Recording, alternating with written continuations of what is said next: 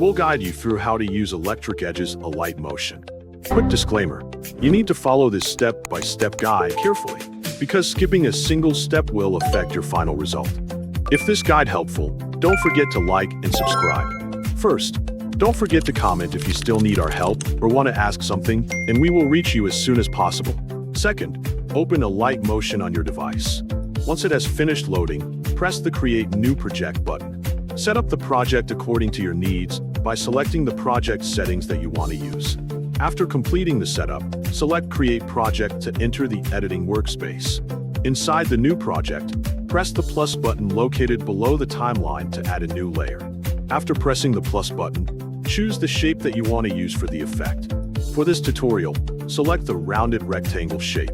Add the shape to your timeline and make sure it appears as a new layer in the project.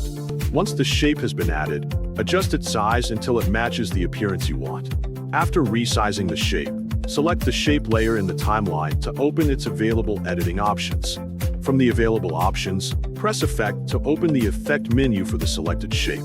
Inside the Effect menu, press Add Effect to access the Effect browser. When the Effect browser opens, go to the Drawing and Edge category where the drawing effects are located. Inside that category, scroll through the available effects until you find Electric Edges. Select the Electric Edges effect and add it to the selected shape layer. After the effect has been applied, adjust the available settings according to your preference until you achieve the appearance that you want. Change the distance to set the electric distance. Set the thickness to adjust the electric thickness. Continue changing the effect values until you are satisfied with the final result.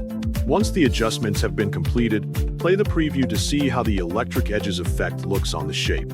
Watch the preview to confirm that the effect appears correctly with your chosen settings. By following every step in the correct order, you have successfully applied the Electric Edges effect in Alight motion.